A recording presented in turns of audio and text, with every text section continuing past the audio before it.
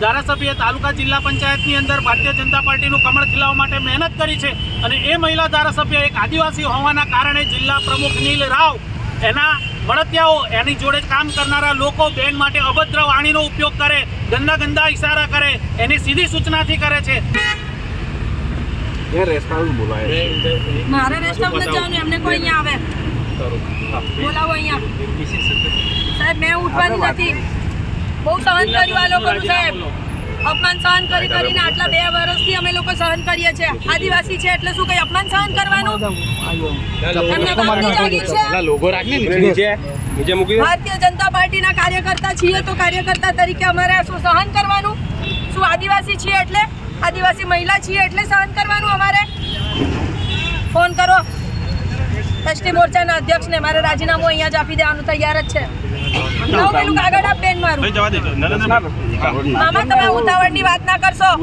આ લોકોને છે ને, આ લોકોને તમારી બધાની હાજરીમાં થયું છે, તમારા બધા વડીલોની હાજરીમાં થયું છે અને તમે લોકો જો ના બોલતા હોય ને તો ના બોલશો।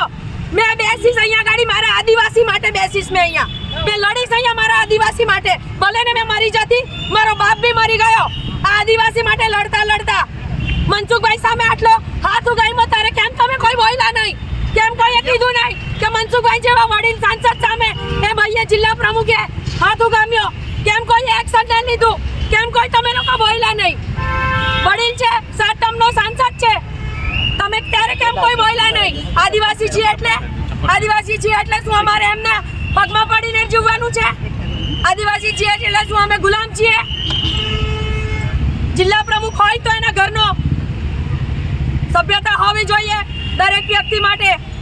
એ કોઈ પણ વ્યક્તિ હોય, નાનો હોય કે મોટો વ્યક્તિ હોય, દરેક વ્યક્તિને માટે એને માન સન્માન હોવું જોઈએ, સભ્યતા હોવી જોઈએ।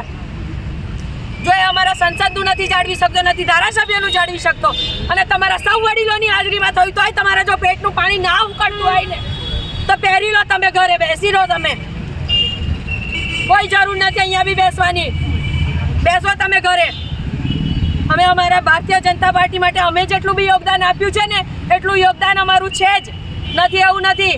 અને અમે અમારા સમાજ માટે પણ કામ કરી રહ્યા છે અને પાર્ટીના કાર્યકર્તા જ્યારે સમાજના માટે કામ કરતા હોઈએ ત્યારે પાર્ટીના લોકોએ બી વિચારવું જોઈએ કે જ્યાં ત્યાં અમારું અપમાન કરે એવા લોકોની સામે એક્શન લેવા જોઈએ।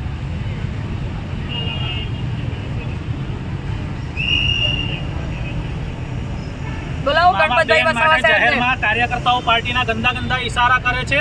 ઘનશ્યામભાઈ જિલ્લા પ્રમુખ હતો, અમે લેખિતમાં આપ્યું તો એક આગળ બી બતાવી મીડિયાને, લેખિતમાં લખેલું છે નામ જો કે બેન જ્યારે આવે કાર્યક્રમમાં તો કાર્યકર્તાઓ અંદર ગંદા ઇશારા કરે, બેન માટે અપમાનજનક શબ્દો બોલે। આટલી બધી રજૂઆત કરી, પ્રદેશ સુધી રજૂઆત કરી। પાટીલ સાહેબ જ્યારે અધ્યક્ષ હતા ત્યારે પણ અમે રજૂઆત કરી અને લેખિતમાં રજૂઆત કરેલી છે। ઘનશ્યામભાઈની સહીવાળો કાગળ છે અમારી પાસે। તો એવી તો શું મજબૂરી છે કે ભાઈ આટલું બધું આદિવાસીઓનું અપમાન કરે એવા નેતાને સાચવવાનો? એને નેતાગીરી તો સાબિત કરી। તાલુકા જિલ્લા પંચાયતમાં એક પણ જગ્યાએ પ્રચારમાં નીકળ્યા। રાત્રે 2-2, 2:30, 3-3 વાગ્યા સુધી બેન એકલા મહિલા થઈને એકલા પ્રચાર કર્યો છે અને તિલકવાડામાં ભારતીય જનતા પાર્ટીનું કમળ ખીલ્યું કર્યું છે। બધાને જ ખબર છે કે સંગઠનનો એક પણ નેતા કોઈ જગ્યાએ પ્રચારમાં નીકળ્યો નથી। ધારાસભ્ય તરીકે, મહિલા તરીકે બેટરીના ટોર્ચમાં ડુંગરોમાં ચાલીને ઘરે ઘરે પ્રચાર કરીને ધારાસભ્ય તાલુકા જિલ્લા પંચાયતની અંદર ભારતીય જનતા પાર્ટીનું કમળ ખીલાવવા માટે મહેનત કરી છે અને એ મહિલા ધારાસભ્ય એક આદિવાસી હોવાના કારણે જિલ્લા પ્રમુખ નીલ રાવ એના મળતિયાઓ એની જોડે કામ કરનારા લોકો બેન માટે અભદ્ર વાણીનો ઉપયોગ કરે, ગંદા ગંદા ઇશારા કરે, એની સીધી સૂચનાથી કરે છે। અત્યારે આપણા સાંસદ જે કાર્યક્રમો સંગઠનમાં જે અત્યારે ભારતીય જનતા પાર્ટીનો કપરો સમય આવ્યો નર્મદા જિલ્લામાં, એના માટે સાહેબ કાર્યકર્તાઓને બોલાવીને એમના મન જાણવાનો પ્રયત્ન કરે, સંગઠન ઊભું કરવાનો પ્રયત્ન કરે તો પાર્ટીના કાર્યકર્તાઓને આ નીલ દળની સીધી સૂચનાથી જ ધમકાવવામાં આવે કે એમપી સાહેબના કાર્યક્રમમાં જવાનું નહીં, તમારે કોઈએ હાજરી નહીં આપવાની। તમે આ સરપંચોને ધમકી આપવામાં આવે કે ભાઈ તમે જશો તો તમને જોઈ લઈશું। તો આ શું સાબિત કરવા માંગે છે જિલ્લા પ્રમુખ?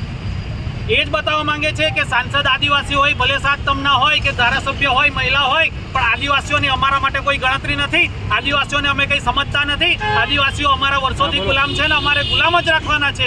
આ એમની માનસિકતા છે। એ બદલવી જ પડશે. એ સમયની પણ માંગ છે. અને આજે જાહેરમાં ધારાસભ્યનું અપમાન કર્યું, કમલમના બંધ બારણે તો અસંખ્ય વાર અપમાન કર્યું, પણ આજે 300-400 માણસની હાજરીમાં જો ધારાસભ્ય એક મહિલાનું અપમાન થતું હોય તો એ આદિવાસી સમાજ માટે પણ ચિંતાનો વિષય છે. અને આદિવાસી સમાજે પણ જાગૃત થઈને એક થવાની જરૂર છે.